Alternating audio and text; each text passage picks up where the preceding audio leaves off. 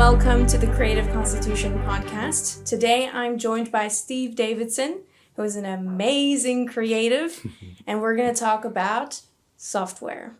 Awesome. Thank you for having me. Excited to be here. Very good. So Steve, tell me a little bit about yourself. So I got into this field probably 11 years ago now. I first started in 3D. So I started just as a generalist, learning everything to do with modeling, animating, texturing, and then sort of that whole pipeline there. We used AutoDesk Maya at the very beginning. My teachers had come from Blender and from, what's the other AutoDesk one? I'll think of it in a sec. But yeah, they taught us Maya. Mm-hmm. That's good for animations, or was back in the day. Yeah, so it has changed a lot since then. Yeah, like Blender has taken definitely a big leap forward now because it's free, and a lot of people put a lot of free information how to learn it up on YouTube. So yeah, that's another great tip for later. Just YouTube everything. Oh my gosh, YouTube. I mean, that's really where I learn everything. Yeah. Started in Maya, did a lot of animating and stuff in there, and then we would move all of that into Nuke. So Nuke's a compositing program. So if you've filmed something, you have your backplate, you can composite whatever else you're adding into that shot inside of Nuke, and then pump that out as your final video to be edited. But usually when you're incorporating animation, you're very, very strict with your frames. So you're never doing more work than you should. Yeah, right. Pre-production was a very big thing when you're animating, because you don't want to do something and then it gets cut out.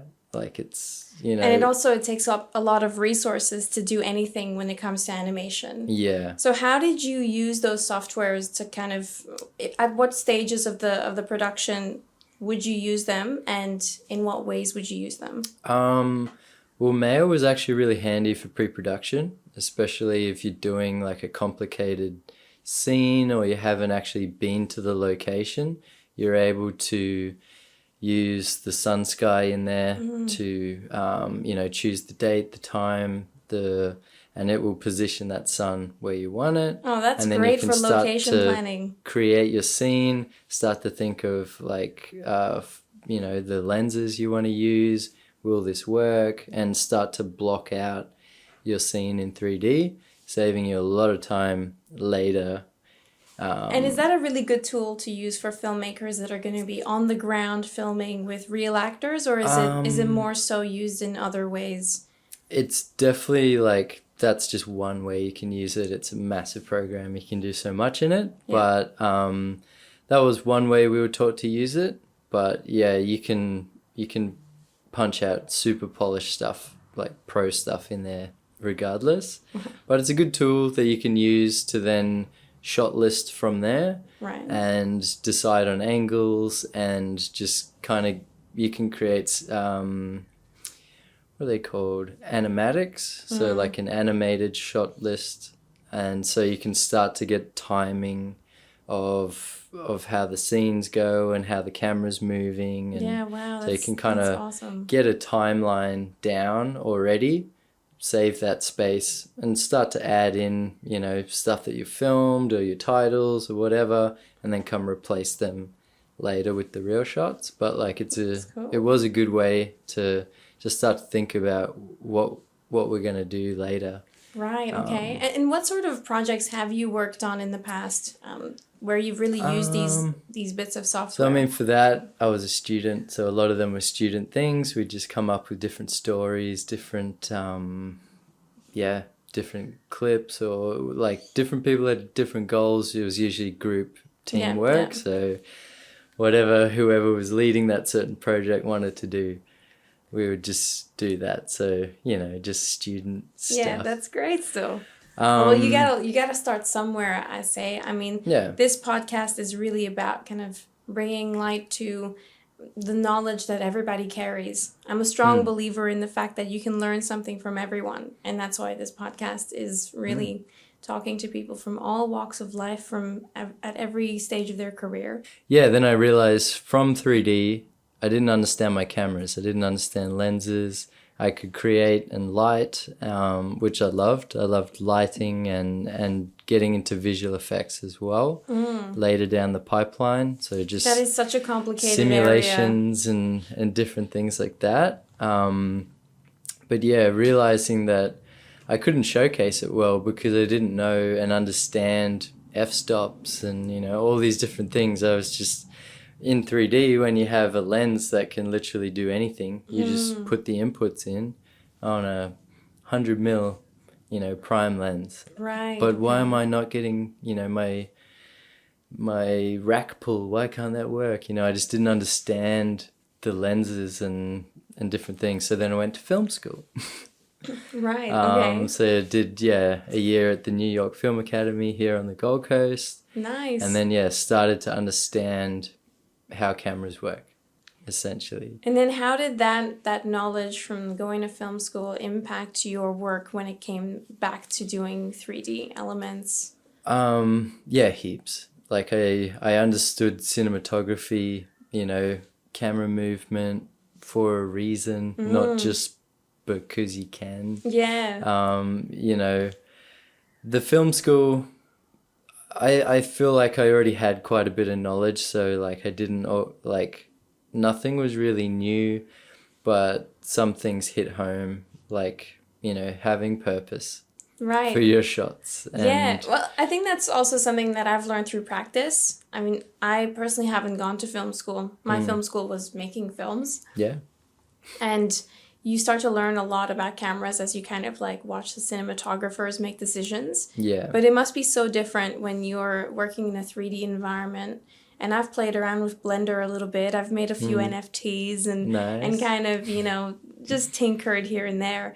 But it's actually pretty crazy what you can do in those pieces of software. Yeah. Like you can build amazing realistic environments. Yeah, and there's so many like free things these days. Like whoever's creating this stuff and just uploading it to the marketplace for free, legends, you know. So those are all models? Like what are they using mainly? What are they uploading? So some people create add-ons for you to, you know, just make things quicker. Really depends on what you're doing because, you know, it's such a big program. You can focus on so many different things, but like there's always people adding things for free in Blender and just because they can, I think, like sharing, giving love back to the community. Yeah. That's cool. So that's definitely why I stopped using Maya. It's very expensive, and when my student license ran out. Right. So actually, you need to pay for Maya to be able to do the same thing that Blender does. Yeah. Right. Yeah. So then you mainly use Blender if you need to do 3D models and... Yeah, so for now, like I'm working on a project in Unreal Engine 5. So creating, it's a bit of a virtual display for a company who I've signed an NDA with, so I can't talk too much Secrets. But I prepare my models in Blender and then I bring them into Unreal Engine, and then Unreal Engine 5, if people know about it, it's amazing. Like, yeah, right. So tell us a little bit about Unreal Engine for those that don't have any clue. Yeah, so it's a gaming engine. And you can use it for non-gaming applications. Yeah, so now like there's a big push on people from all sort of different walks of media life are able to use it. They've made it a lot easier. A lot more friendly for people who have never used it before. You can animate cameras in there. You can use the game engine just to put out an image. You know, you can take stills in there. You can put out videos, and you can create games, environments. Awesome. You can create your models in there even. Put them out. I probably wouldn't do that. There's much better programs for that. So why take Blender and then use Unreal Engine? Because Blender also has camera movements and animations and keyframing that you can do. So tell me a little bit about your process. Like why go to Unreal? So Unreal Engine 5, they've got a new lighting system called Lumen. So they're hoping to get rid of ray tracing totally. So when you light a 3D scene, I believe the ray tracing is the amount of bounces that light takes before it, fizzles out. Right, guess. yeah. So it's like almost the distance of the light traveling. Yeah. Yeah, okay. And so ray tracing, it's quite an expensive thing to do time-wise. When you're rendering, it takes a lot of time for those bounces to happen and for it to calculate that off multiple surfaces and for it to look real. Or for it to look how you want. You can design it how you want. But Lumen handles that super quickly.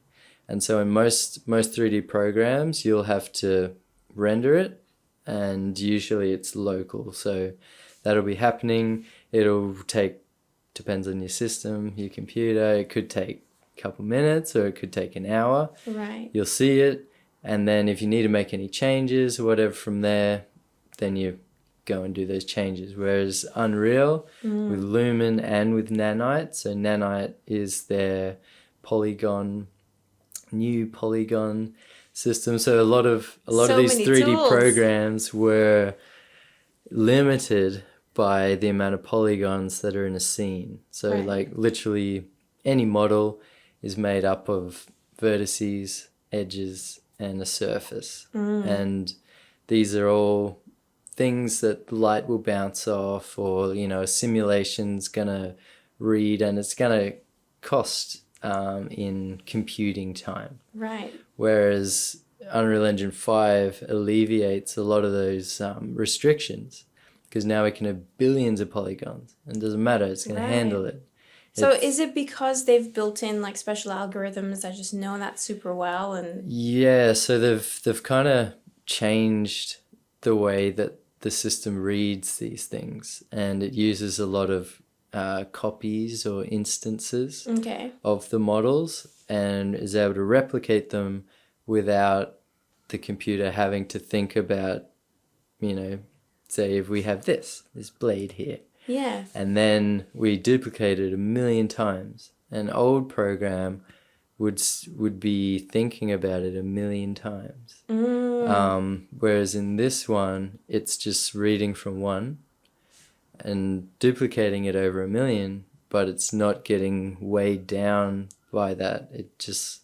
Wow. So is Unreal Engine free to use? Yes. Wow. Yeah. So imagine now we're able to make things that the Hollywood productions were dreaming of 30 years ago. Exactly. And completely free. Yeah, exactly. That's amazing. And that's, that's been, as a student, what has sort of led my choices on the software that I'll use is like, I don't have heaps of money to get the full, like Nuke from the Foundry, the compositing software. I think it's about £10,000 for a license for 1 year. Oh, wow. So like 20 grand here in Australia, or 30, whatever the This podcast is about supporting the early filmmakers and the early creatives, and oftentimes we don't have a lot of money, so it's a lot of just MacGyver solutions, isn't it? Yeah. So with Nuke, do you need it? Like, do you have workarounds for someone that doesn't have £10,000 to throw at something like that? After Effects. After Effects is a good in between, and it's a really good compositor and visual effects as well. So what do you mainly use compositing for? Like how in your kind of, from your experience and kind of what a normal filmmaker that's just kind of making short films or trying their first-handed animation, what would they mainly be using it for? So compositing, you can do a lot of stuff. Maybe in your film, you've got a shot and there's like a McDonald's in the background. I don't want that there. You're going to replace that with something, or, there's a lot of AI tools now these days that can do that. But yeah, many different applications. It can be adding 3D things into your scene, blending it into there so it looks like it's there. You could do a set extension. So from that angle that you film from, we can replace that background if you're going with a time time period piece or something the other that. day I was we were trying to create a music video, kind of not really the actual project itself yet. We were just trying what we could do with some of the new AI tools. And Adobe Photoshop has just created their generative fill functionality. So I was testing that out. I was like, oh, I really want to create like an apocalyptic, almost deserty dune. And we wanted to use that in the video. And we're like, okay, if we split the frame into like 4 parts, then our main character could be in the right half of it, and then all of the generative fill could be in the other half of it.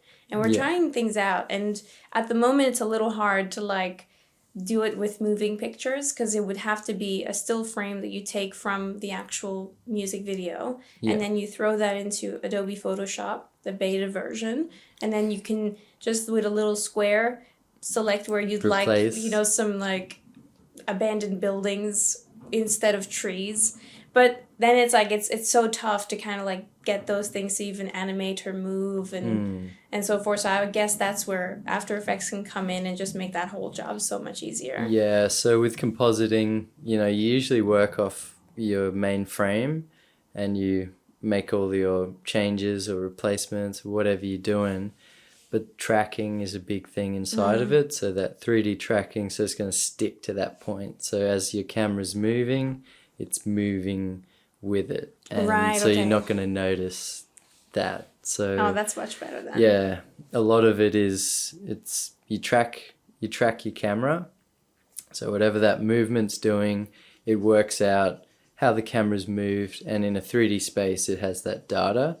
Which actually came from homing missiles. Oh, it was a technology taken from that. So the heat-seeking missiles used that technology, and I think some movie producers somewhere down the line just didn't have the technology. They needed a MacGyver fix of their own, but I guess with a couple $1 million behind you, you can start to... I had no idea. So I'm pretty sure Nuke, when it first started, was made because they had a problem and they needed a solution, and they poured a bunch of money into it, and then were able to create all these really amazing like tracking things, and then they've used that all the way down the line.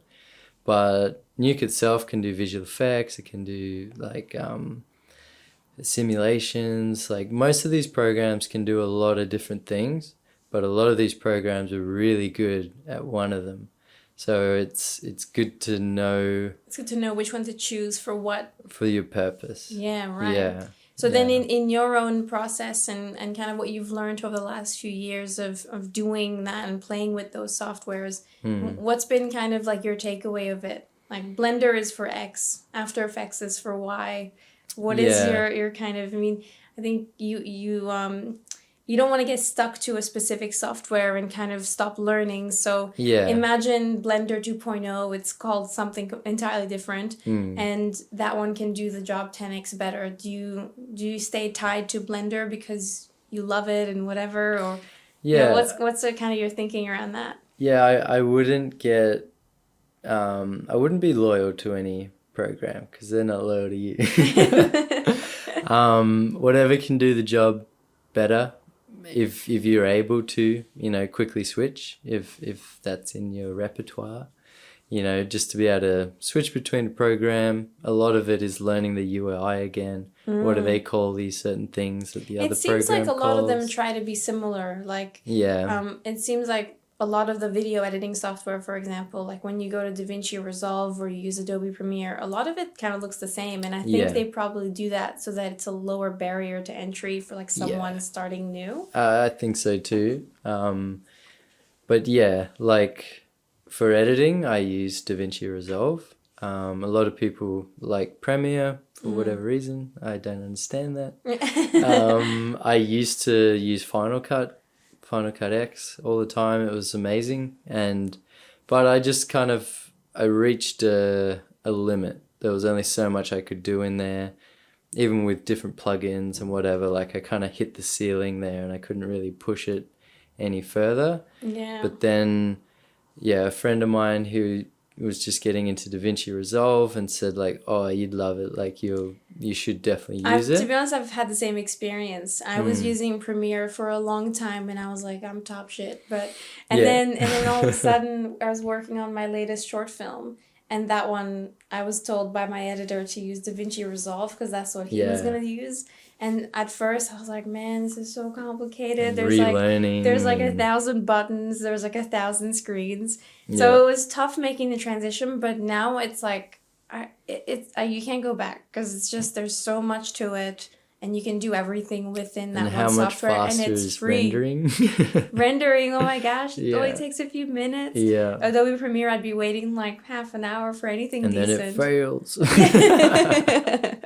The good old error box. Yeah, so like a lot of programs are coded differently, and over time as they update them or whatever, there's no going back, so they got to kind of compound on top of their mistakes or whatever. But I found out that a lot of engineers and things from Final Cut moved over to DaVinci Resolve. So that's what kind of sold it for me. It was like, okay, it'll be familiar then. And it was. And yeah, I've never looked back. It's such a good editor. It's super fast.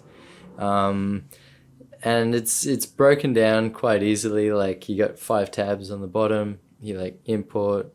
I don't really use the cut tab, but that's super handy for changing resolution in your project quickly without having to reset all your project settings. So you can, cut to a reel, cut to square, 1080, 4K. Oh, that's good. That's handy. So that's like a super handy thing. I haven't gone that deep into it yet, but I've been really going into the AI tools lately. Yeah, I definitely need to explore that more it's amazing. Yeah, with different jobs now, I'm just kind of trying to clear them out so that I can start learning again. Yeah, there's a really good one I've been using.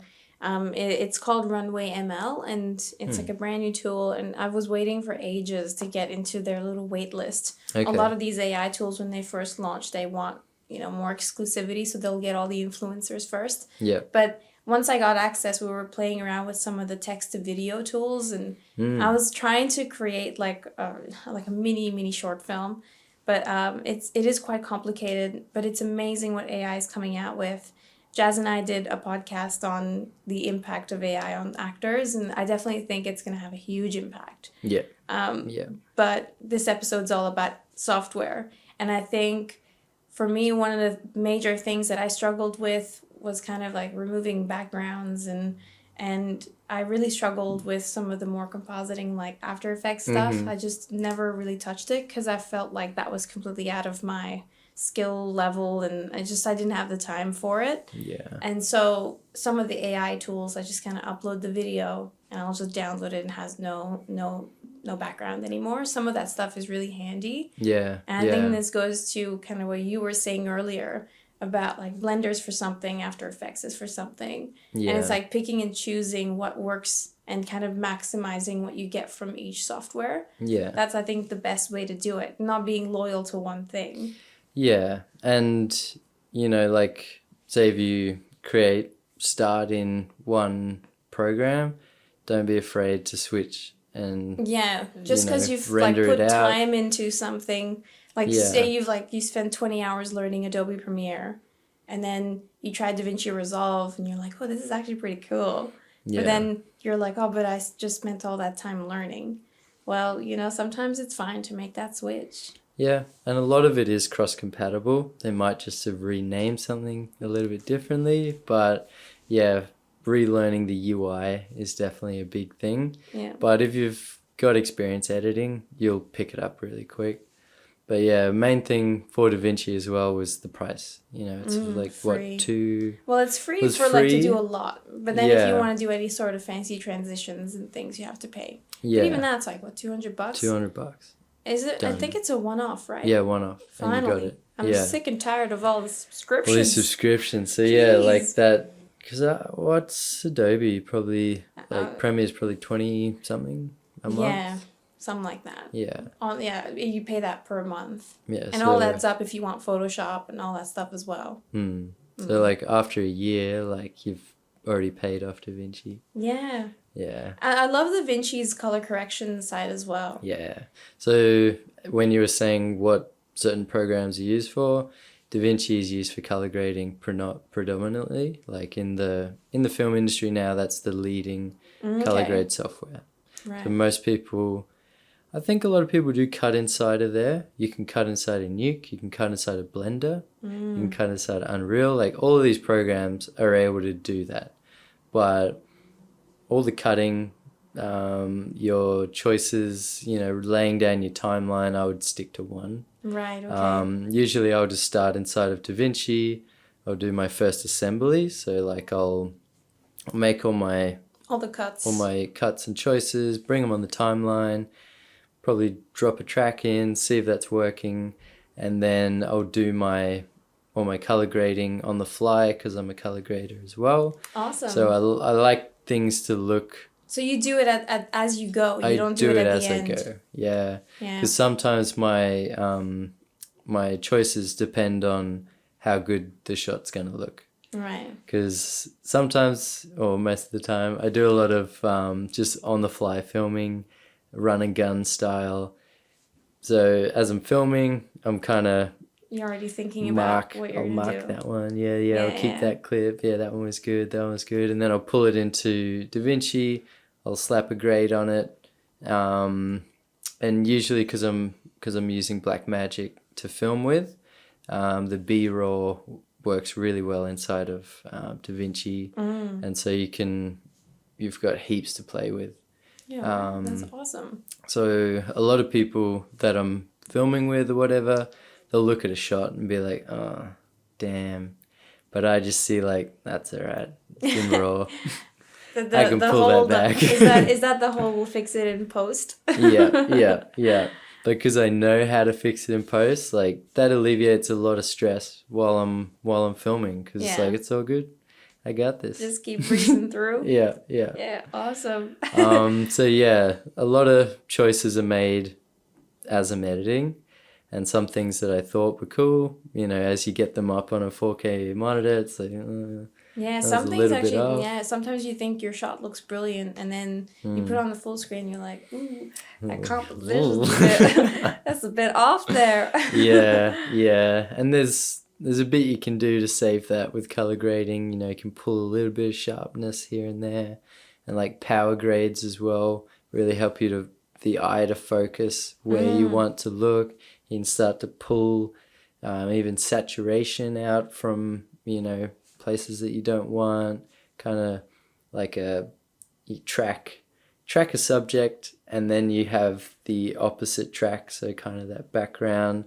And so then you can manipulate both to draw the eye to where you want to see. That's, color grading. You see that a lot on Netflix shows. Like it's almost like blurry on the edges.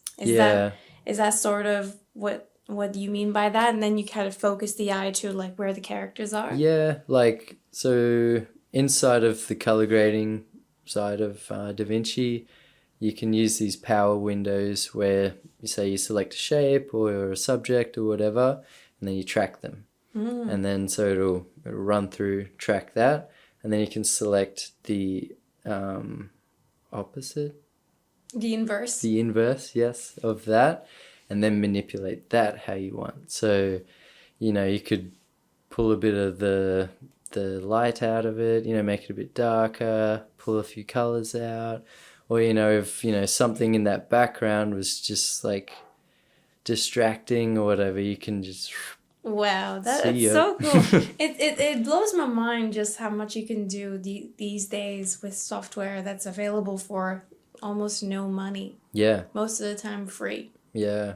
And like hats off to just the years and years of just the software developers that would have made this so easy for us these days. Yeah. So drag and drop and just use a slider and, you know, thinking of all the coding and stuff that goes on in the background and we don't even think about.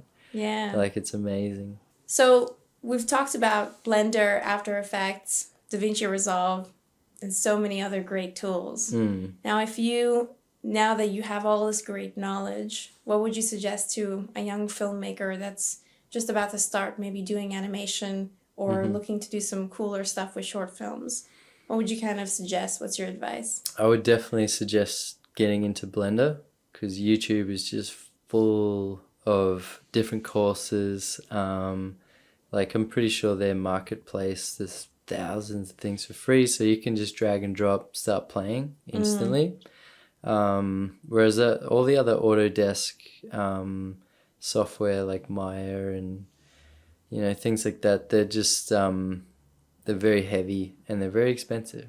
And unless you have student licenses, you know, if you're a student, you want to put your money towards other things than just your software. So I would definitely use Blender for 3D, and you know, you can drop images in there, you can drop video in there, you can do a lot. Have you heard of 𝐇𝐎𝐿?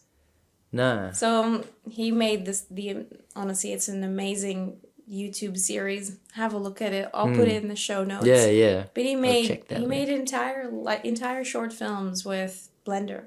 He created everything from like the walls to like these little robot monsters and the lighting. It's just amazing. Like, it looks real. Yeah. And the amount of amazing creative projects that you can create with these tools. Yeah. It's only really a few YouTube videos away from you learning the necessary things in order to make that happen for yourself. Yeah, 100%. And like, what actually did push me back into 3D was COVID. So like, I was enjoying filming and, you know, doing all different freelance jobs, but then as soon as everything shut down and I was stuck at home, it's like, well, damn. You can only watch that many Instagram reels before you have to move on to something else. Yeah, and, you know, certain jobs just fizzled out because it's like, well, I can't go and film that.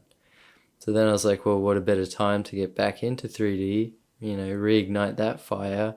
And then Unreal Engine 5 dropped, and I was like, oh, no way. Like, it's meant to be. Wow, so cool. So where can people find more information about your work, Steve? I've got a humble little Instagram, a YouTube channel, which really needs to be updated. I've just been doing too much stuff that, I don't know, Here's your call to action. Yeah, I should do that. That'll be my first job. Upload all the new shit I've been doing. Very good. Well, I've seen your work. It's amazing. Yeah, thank you. So that's why you're on the podcast. You've earned your stripes. And we hope that you've learned something new on this episode, all about 3D modeling software and a little bit about editing. And we'll catch you in the next one. Awesome. Cheers, guys.